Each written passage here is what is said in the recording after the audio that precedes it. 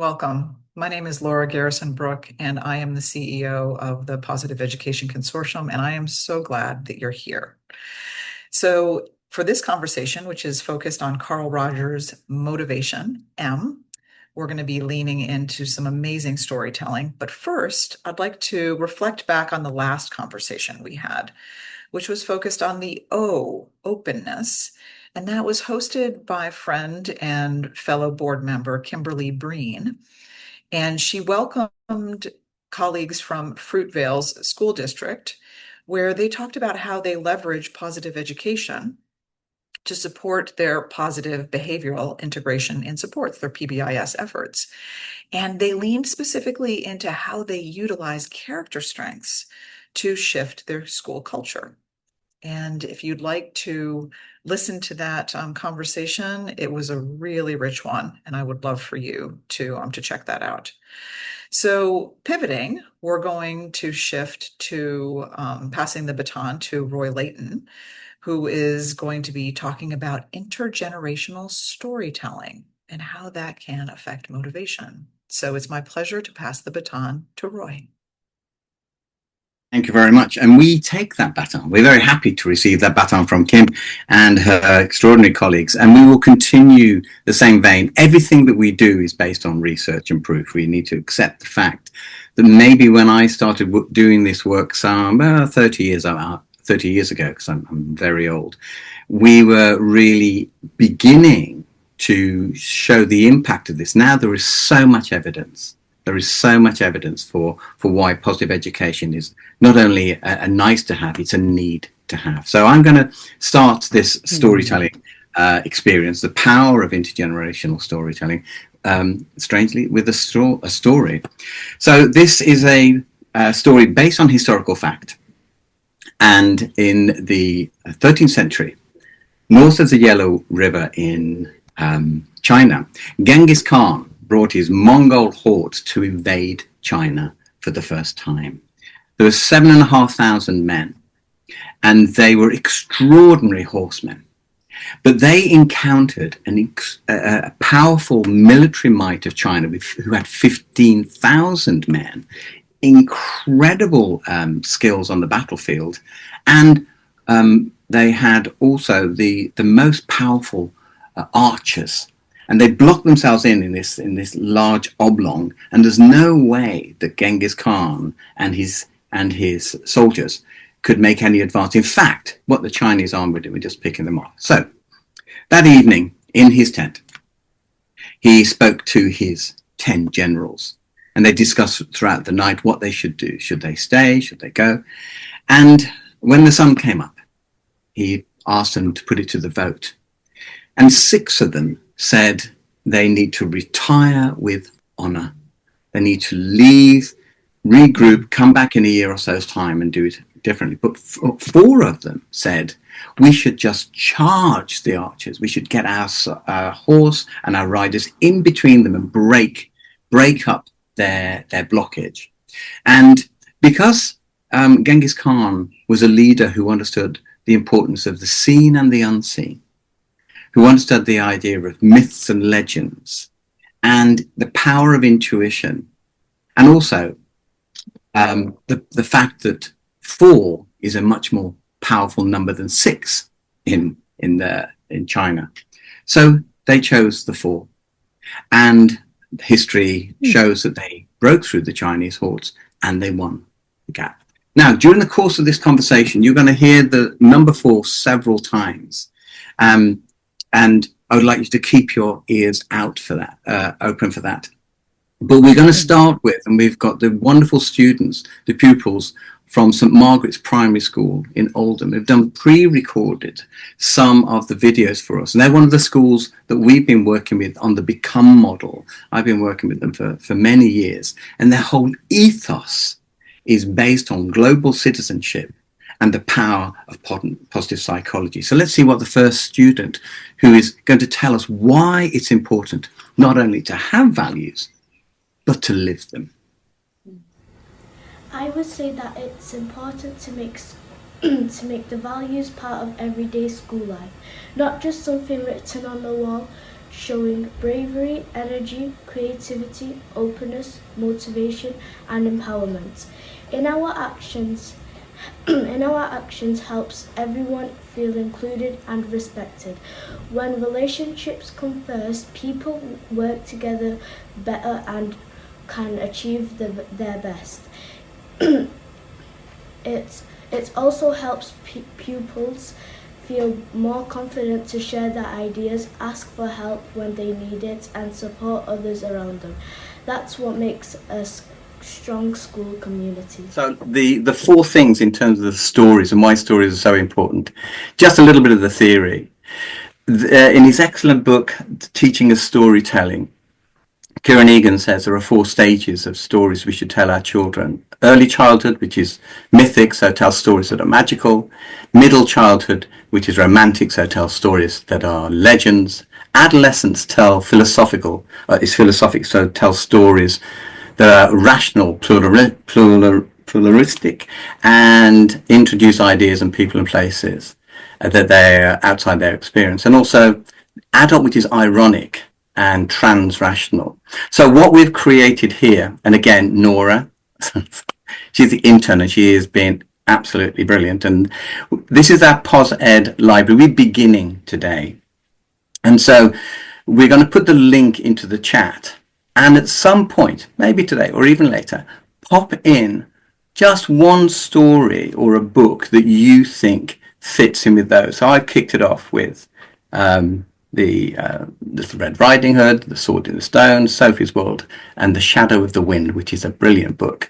But also we put in books that are linked to positive psychology, and the one that is a stimulus for the whole become process is Carl Rogers's on becoming a person. That is really at the heart of what we're doing here. Roy, I've got two questions if you don't mind. Yeah, sure. First is, are you willing to share the slides? Is that okay? Yeah. Slides are going to be sent, and we can pop them in straight away, but they'll also be sent in to people should they want.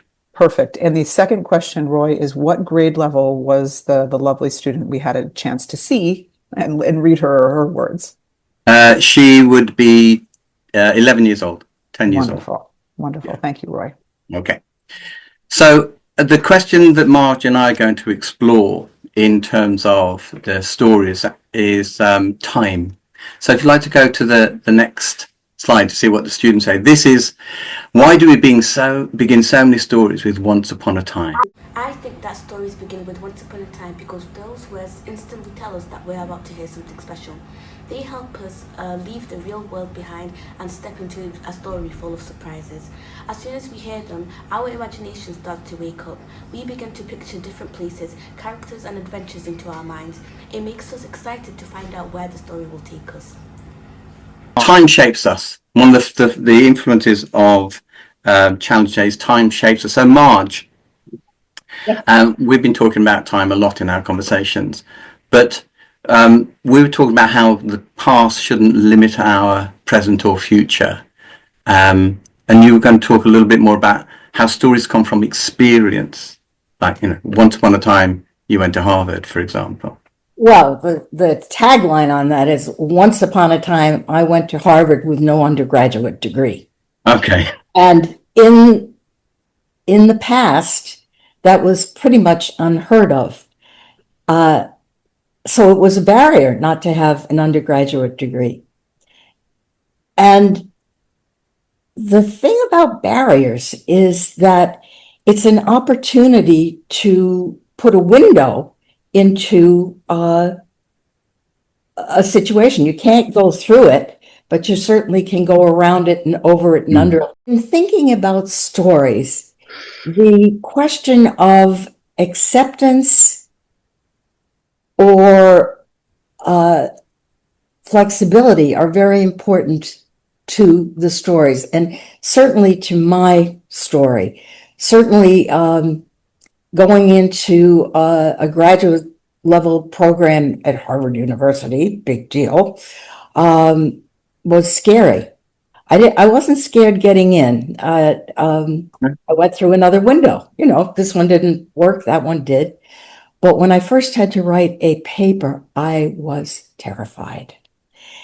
And I had a friend who was on the faculty, and it wasn't that she encouraged me. It was that she believed in me. She knew I could do it. I didn't know I could do it, but she knew that I could do it. So the story in my story, I'm sorry? The story in my story is not at all about Harvard. It's about stepping stones. And it's about how one door opens and that door opens another door. I got a PhD. That allowed me to be an academic. That allowed me to write. That allowed me to run a business. That it was like stepping stones. So the moral of my story, I'd love to know what you think the moral of my story is, and put it in if you think of it. Is it don't give up, or you never know, or it ain't over till it's over? But I know there's a moral of my story, and maybe you know it better than I. I think the thing that comes up for me is having someone in your corner, having someone in your corner fighting for you, Yes. someone who believes in you more than you believe in yourself. Well, yes. And now I'm hearing it like Cinderella, because the fairy godmother sees that there can be a coach and a ball gown and so on and so forth. And it is the fairy godmother's vision. So I hadn't thought about B. Miller as a fairy godmother, but she is. There's some really lovely comments coming up in the chat. Please do keep them going. And I think we have so many brilliant people here who are fighting for other people's stories. And Kristen, I'm sorry to drag you into this, but I'm going to, because of Kristen is a remarkable person. And could you tell us where you're based? Because she's in America. And tell us what you're up to and whose stories are you championing at the moment, Kristen? Do you mind me asking?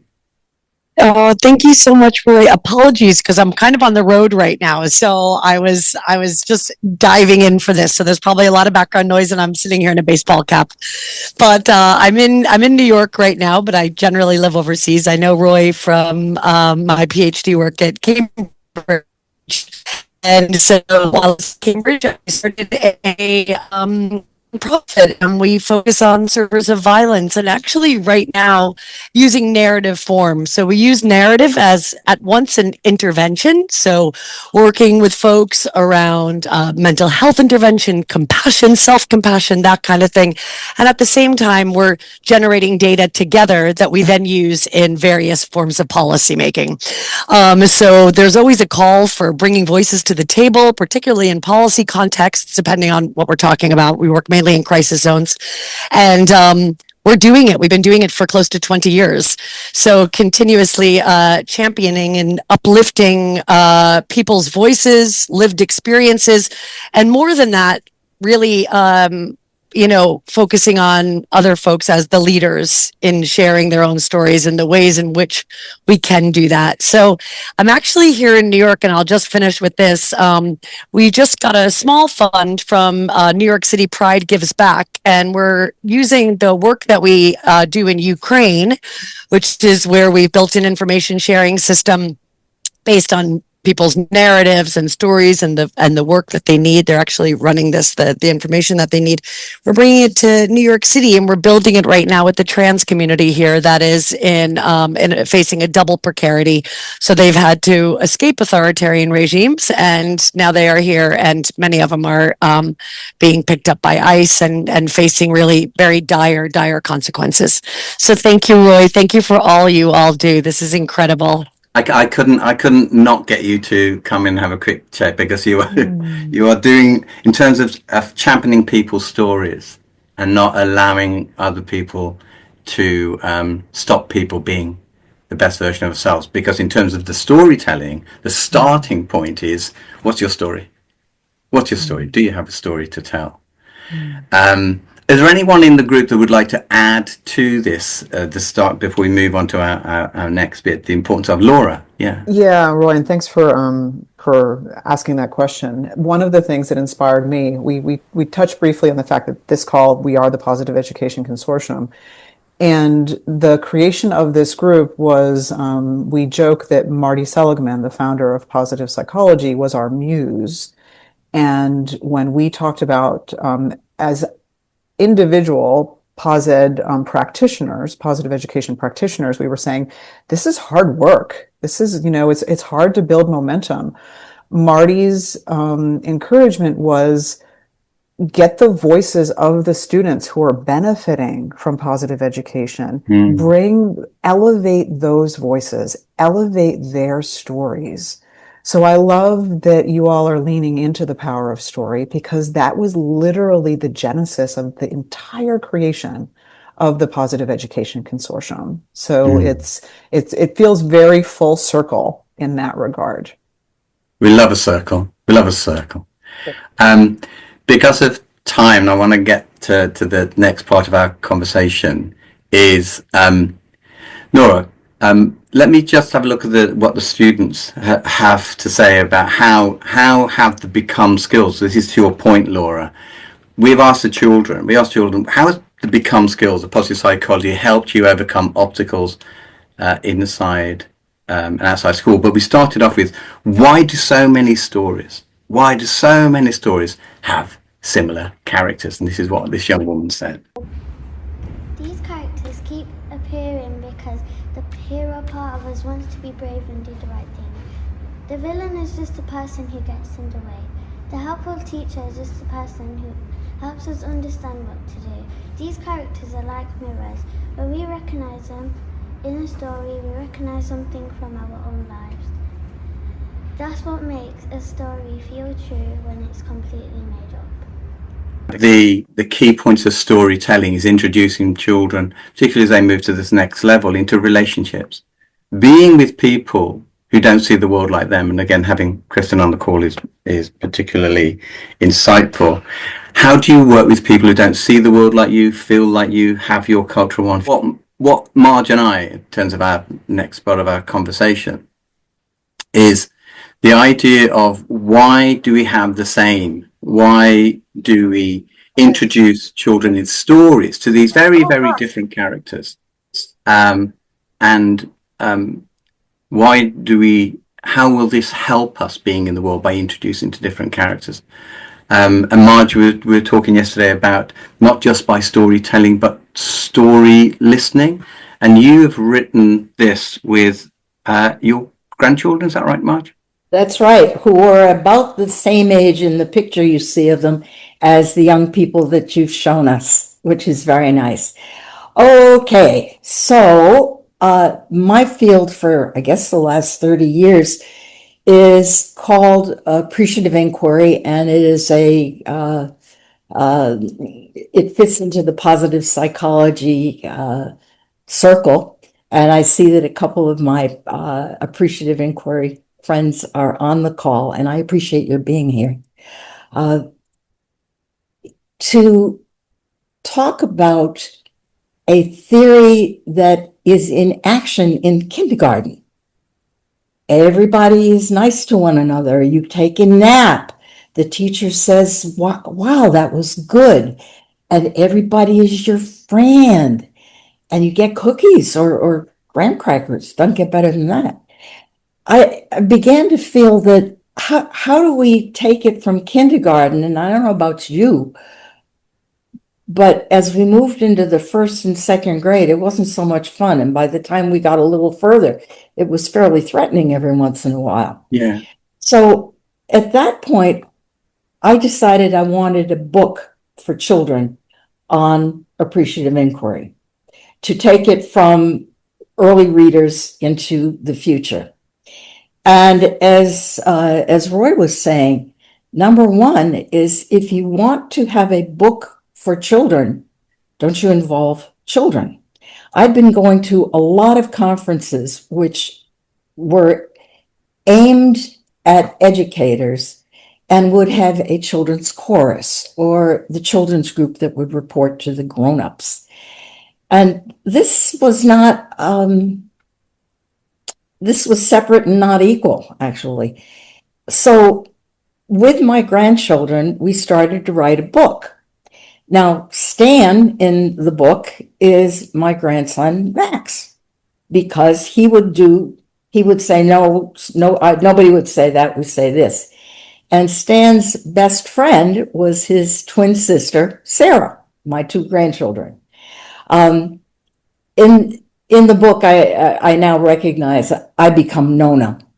And in the book, just as we saw in the slide from the children you showed us, there was a school teacher who made things happen. And there was a principal. And it is the principal who recognizes the talents of the children. I don't have to go into the story itself, because what I want to tell you is this book will be free to you. Book will have a PDF, and you are very welcome to take it and use it, and we can talk more about that at another time. The theory of appreciative inquiry is pretty straightforward and works for kids. The first issue is a power. What is the power? It's me power. Martin Seligman says, what are you a natural at doing? And what you're a natural at doing is your me power. So we get that. Strengths, competencies, me power. C power is the vision of the future that I want, what I want to have happen. What is the preferred future? That's C power. I got an idea. No, remember, kids, I got an idea. We power is what we've been talking about since Positive Education began, and that is community working together, teams, sharing strengths, etc. And finally, do power is action. That means that we actually have to do something. So often, those of us who love words and books love to talk about stuff. No, I'm tired now. I don't want to do that anymore. So do power is the fourth column upon which appreciative inquiry is based. Me power, see power, we power, and do power. And it's all in this little book. It's not too hard. So I guess that's what I want to tell you about the book, except to tell you that it's had a real effect on my children, on my grandchildren. I think Gina's just put something in. Gina, do you want to say what you've just written, or shall I just read it out? You can go ahead and read it. I think you've come to a really important point. But now you're speaking. She said we used to be able to refer to appreciative inquiry as AI, not anymore. And I think we have to reclaim AI. I really think we have to reclaim AI, because when we work with the students, if you go to the next slide, Nora. But before we let that one go, let me say that AI and AI need to coexist. I don't want to reclaim something where there is a reality that we need to deal with, and the question is how to do it. And I see that, and I raise it. I think we have to have 4 AIs. I'll be bringing the number 4 in regularly during the course of this conversation, people. We need to have artificial intelligence. We need to have appreciative inquiry, and the children, they use this. They use what you see on here is the learning line. And in the next video, they reference this. And the reason why I mention this is, you just introduced it beautifully. We didn't even plan this. The process on a weekly basis about POSED experience with the children. Every classroom has a learning line, and to show the process of change and transformation. And we move from knowing, and then during the course of the week, we do. So it's back to your point. Knowing one thing is one thing, but doing and understanding the process, not just the outcomes. And again, this is Carol to X can be. So what this is, and by the way, this is a freebie. If anybody would like this, it's one of the most powerful AI tools, because this is active imagination. Around it, it has the story of the 5 stages of the hero's journey. Call to adventure, accept the call, crossing the threshold, the pass, the trials, return with the elixir. It has the 4 core questions we need to be asking. What, why, who, and how. And in it, at the beginning of the week, we have a peace circle. We focus on one of the values of bravery or energy and say, let's be conscious of this week. And what are you going to do? And what do you need to keep? What do you need to develop? What do you need to let go? And they write it down. They fold it up. They put it on here. They put it on a table. And they check in on a Monday. They check up on a Wednesday. They check out on a Friday. And in schools where we've used this model, not necessarily with this, particularly with the inner city secondary schools in Leeds, we have reduced exclusions in schools to 0 in 7 years. And let me just, this is in an inner city state school where you give children a space to come in, listen to their stories, tell their stories, check in with each other and check out, will reduce violence and conflict. And we use that, the third AI. And the fourth AI is audacious intelligence. It's audacious intelligence, which means I am going to, Marge referenced this, I need to bring in my practical skills, my creative skills, my intellectual skills, and my spiritual skills. And I know which one to do at which time. So let's see. Yes. Before you let that one go. Yeah, sure. I hadn't heard you say audacious intelligence, but what that encompasses is learning differences. And what that encompasses is the gifts as well as the challenges of those of us who are learning diverse, me being one. So I appreciate that very, very much, because we are seeing the ups and downs of neurodivergence in new ways and different ways. Audacious, great word. The students, we did a pilot of the peace curriculum with my colleagues in Cambridge with a school in Birmingham.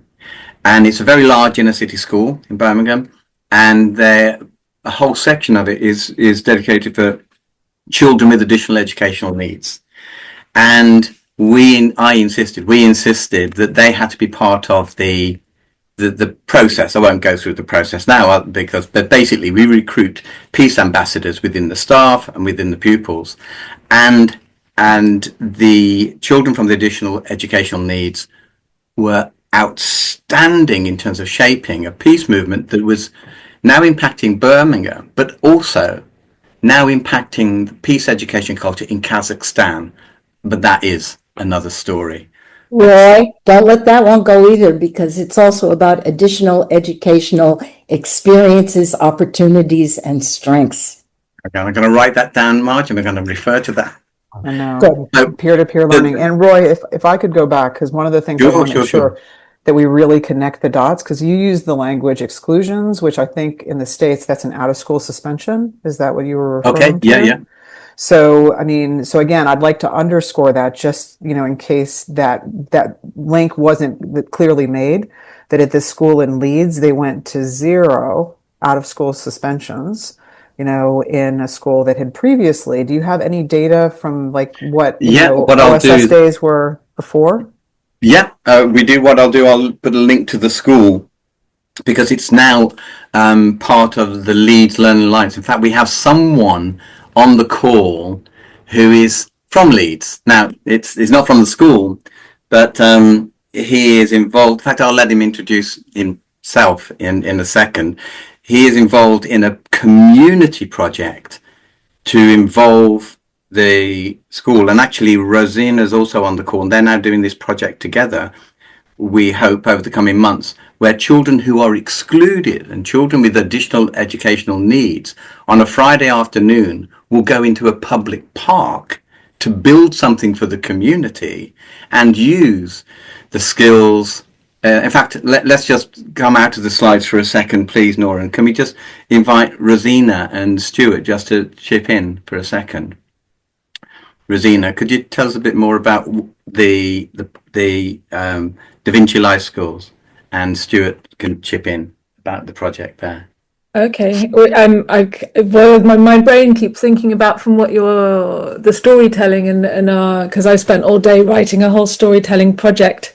So to leap to the park design project is kind of my. It's like I was just feeling that the whole synchronicity because we're basically building project-based learning. So we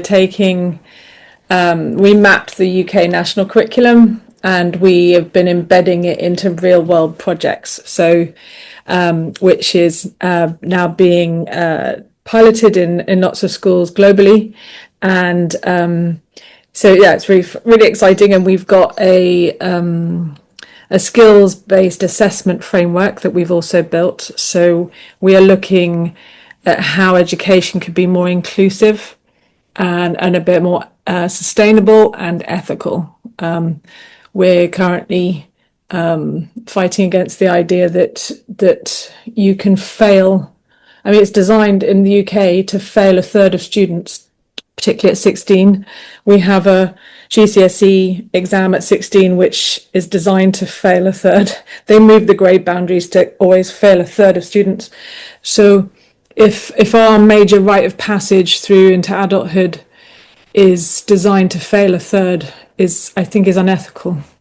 And it's a very narrow band of success too, because you have to be able to sit a written exam, and that doesn't nearly cover the plethora of different abilities and interests and skills that are needed in jobs as well.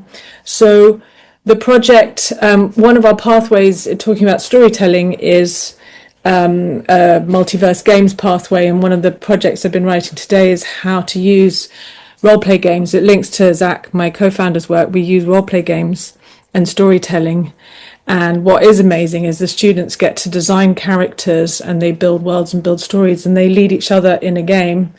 But that's all about being able to use a story through play and through finding out what your character is. And if you want to play the barbarian warrior, then you can, and you can see what that feels like in a safe environment.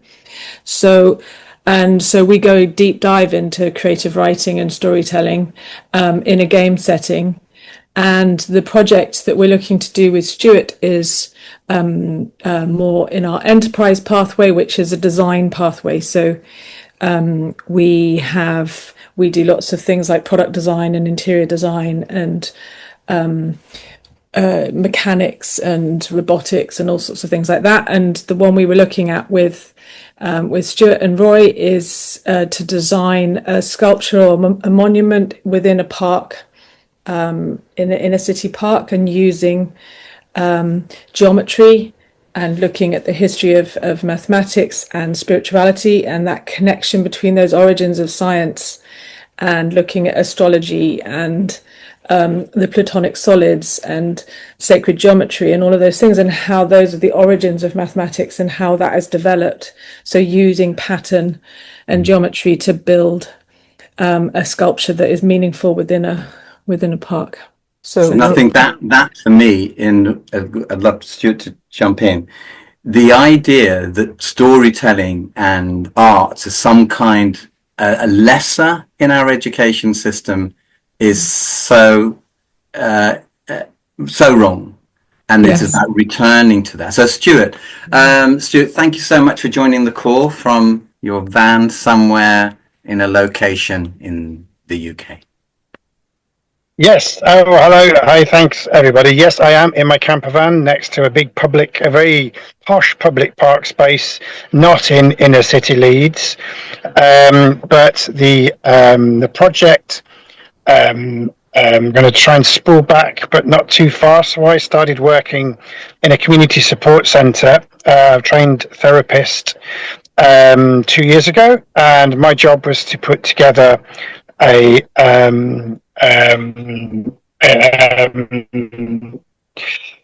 counselling service. The area that I'm working in is an area of intense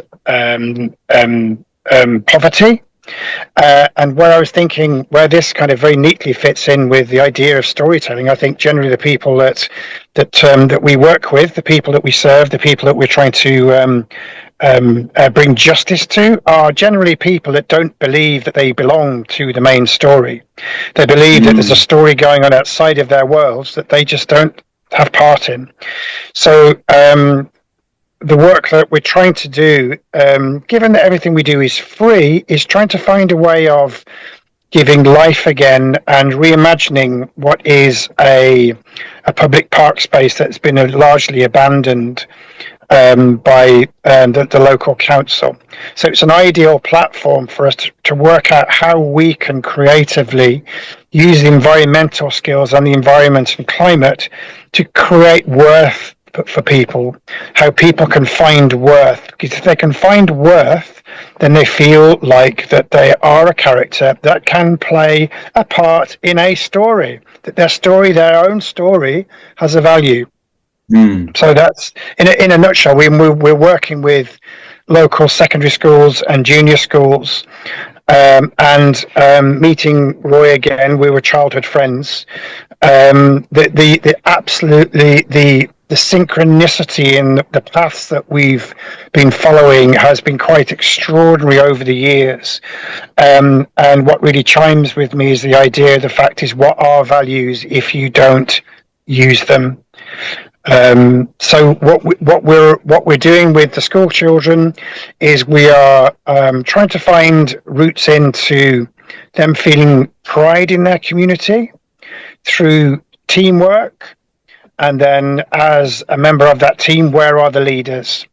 Where are the leaders? So that's essentially what we're doing. It's trying to reimagine a park space to make it relevant again, that doesn't just include metalwork, slides and roundabouts.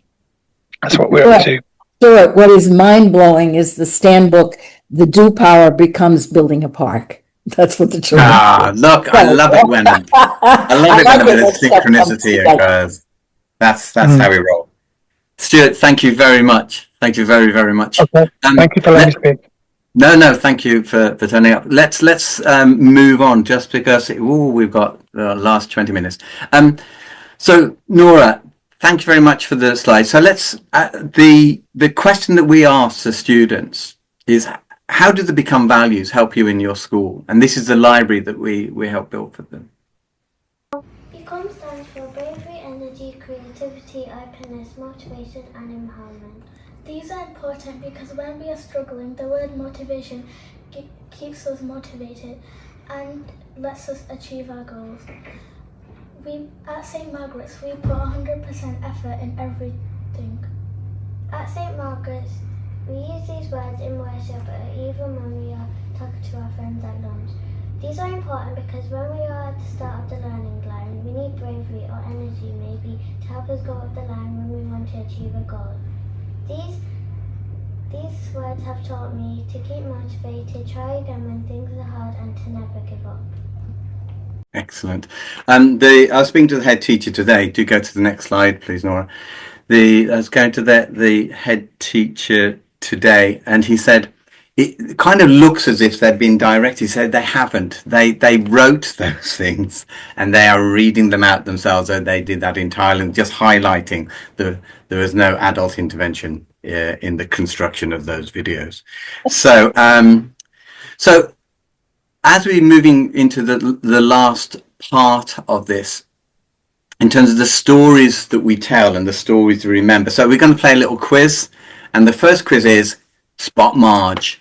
Let's play Spot Marge. Can anyone see where Marge is? Can you spot her? Okay, Nora, let's reveal Marge.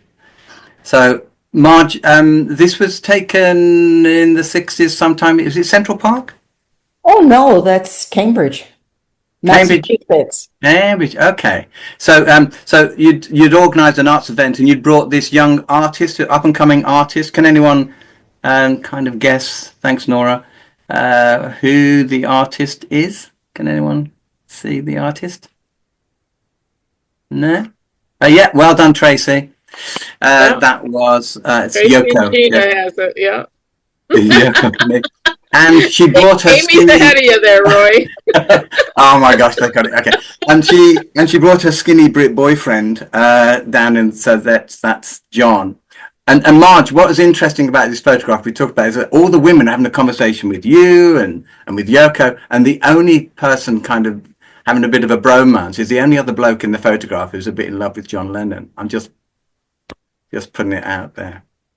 So in terms of the idea of creating a story and creating spaces for people to tell their stories, the physical spaces that Rosina does and what Stuart's involved with, and that you have you got any thoughts on that, Marge, in terms of creating the space? Absolutely, because stories have chapters, and it is the chapters of this story that are significant. Yeah. In the 60s, I was very much an activist. I worked in political stuff, anti-war, feminism, etc., racism, sexism, you name it, I was there. And what happened was I was part of a group called Women Involved, and 6 of us started a business, and we said, we're women, we want to get involved. One of our friends was the dean of students at Lesley College, which was a women's college in Cambridge.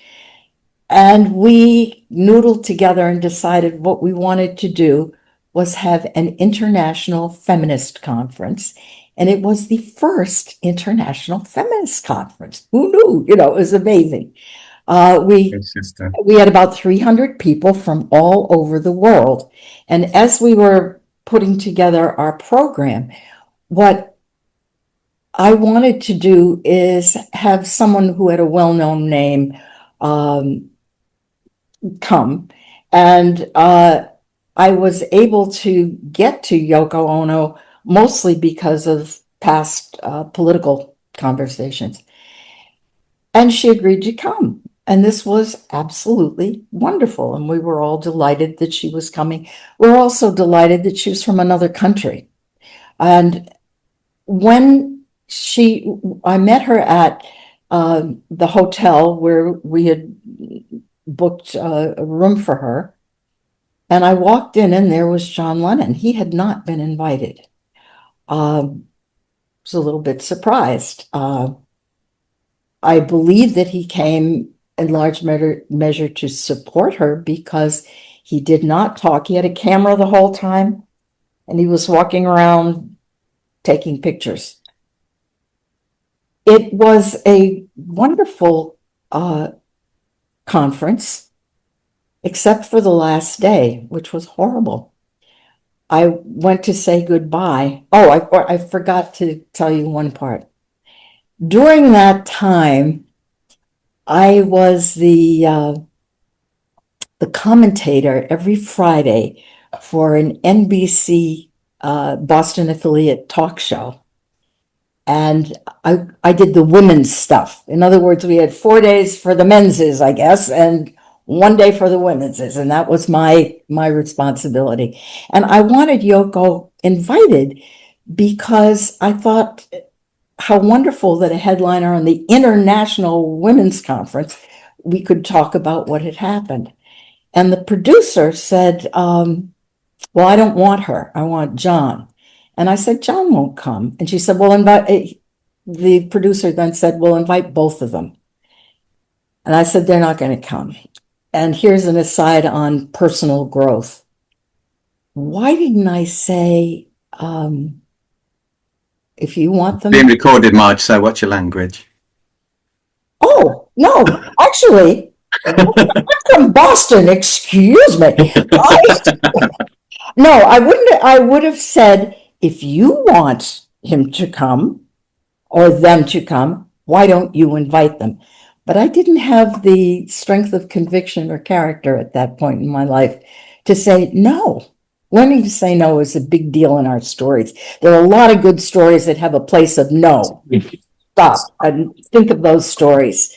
Anyhow, to go back to what happened, they both refused. Last day of the session, I go to say thank you. And what happened, we seem to have two voices. Okay, Heather's just joined us. It's okay. Oh, okay, nice. What happened was I went to the hotel and they told me that I had never wanted Yoko. I had only wanted John, and that I was a bad person, and this was a bad thing that I had done to them. And I was devastated. Most of us, I guess, at some point in our lives have been accused of something we didn't do. Well, this was a tough one. Okay, fast forward. I am now at a retreat, a peaceful retreat with people from all over the world in upstate New York. And one of the women is from Iceland, and she tells this story of her friend from Reykjavik who had been front page news about something she had never done. And then, I don't know if you've ever been at a retreat where they have these cute little cards and they have a word on them.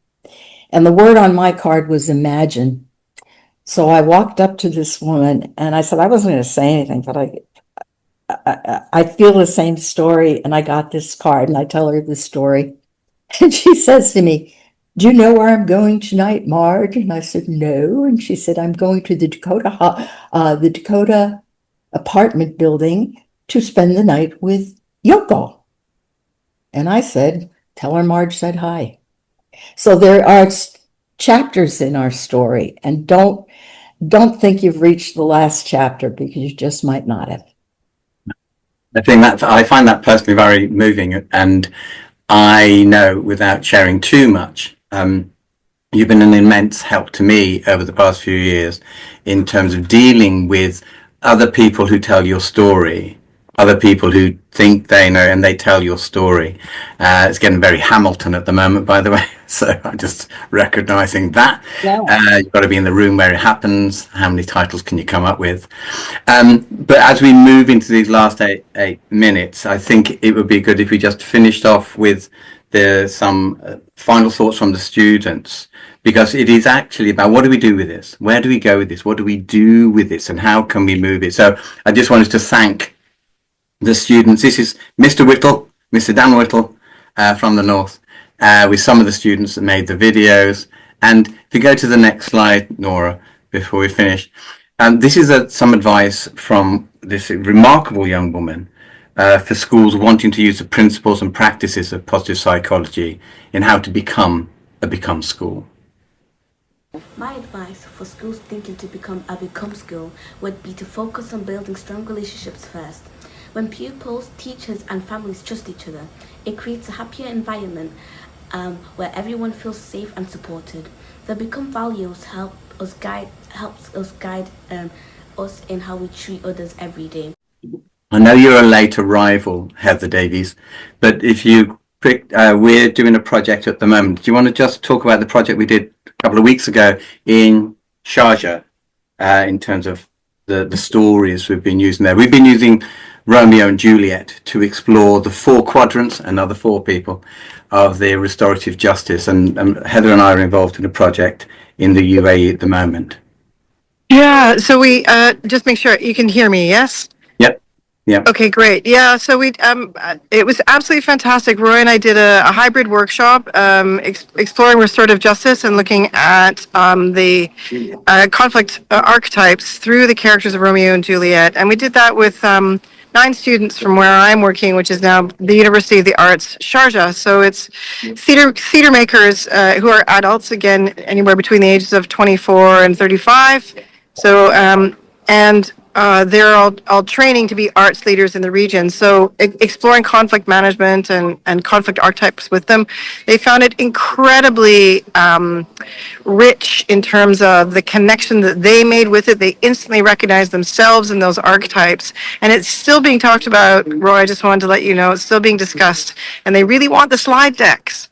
So it's They can have the slide decks. I know, they really want them, and so we're also linking this into an Arabic translation of a piece that goes along with this work called "The Missing Piece," and I'm looking forward to working with one of our now graduate MFA students on translating the missing piece into Arabic for co-delivery in English and Arabic, and we're literally going to have a meeting in the next couple of weeks to talk about co-delivery of that with Roy. Lovely. Thank you. And this is the same program, Sandy, that we're hoping to do with Russell Sage, and the launch of the Become. And I'm going to hand over to Sandy now, just to wind up. The launch of the Become programs began with Rosina and I in the Cambridge Union, doing the anniversary, the 60th anniversary of the Baldwin-Buckley debate, where we showed the film of The Missing Piece, which is a piece that I've written with another American colleague, based upon the Baldwin-Buckley debate about having a voice, about being seen. And we're doing this 10,000 Voices campaign. And some of the students, Heather, if I'm not wrong, are going to be translating Baldwin's "It is a terrible thing for an entire nation to deny the existence of 1/9 of its population." Yes. The last words, and having it translated into Arabic, is that right? Yes, that's right. Absolutely. And I have to double check to see who's following up on that. But yes, they've agreed that they'll translate it into Arabic and add it to the 10,000 Voices. Yes. So we'll put a little link to the 10,000 Voices campaign in the chat if anybody wants to go and have a look at that. There's some free resources. But I'm gonna thank Marge. Marge wants the last word. Okay, Marge. Can Marge have the last word? Yeah. Sure, go on, Marge. I define myself as a professional grandmother because grandmothers tell stories. And this whole time we have been talking about stories. Cannot stay strongly enough that stories need the environment that allows them to flourish and grow. I just realized my doctoral thesis was in learning environments for management and public policy. What I've heard in this call is people who are developing learning environments that allow stories to flow and grow. And we are the intergenerational couple. Roy is younger than my children. I just like the sound of that. I just like the fact that someone thinks I'm younger than somebody, because I think I'm older than everybody. So, and thanks, Sandy, and thanks, Laura, and thanks to the rest of this incredible group of people with the Positive Consortium, who we met in Texas some years ago, and we just kept the dialogue. 2018. Yeah. So, Sandy, thank you. Over to you. Awesome. Thank you, Roy. And thank you, everybody. Yes, we are the Positive Education Consortium, and we are applying the Become competencies to our conversations here. And this is the 5th in our series of 6. We have our 6th coming up on Monday, August 3rd, 2026. We will be sending out information, so look out for it. We have Anita Anderson and is accompanied by Shelby O'Brien, who is a 4th grade teacher that Anita has been working with. And they are going to wrap up our 5 conversations, which is in the Become model: bravery, energy, creativity, openness, and motivation. So we are going to wrap it up with empowerment. It's a capstone conversation that's going to integrate the learning, celebrate the progress, and empower very meaningful action moving forward. So Anita is going to kind of give us a whole wrap up of what we have been talking about, as well as a beautiful example of the work that she has been doing with Shelby in a local school district, which is really exciting. Beautiful example. So thank you all so much. We enjoyed having you. We enjoyed the stories. We enjoyed the conversation. Very, very meaningful. And you are all appreciated very much. Thank you. Thank you. Thank you so much. Bye, everyone. Thanks, Marge. Hi, everybody. Thank you.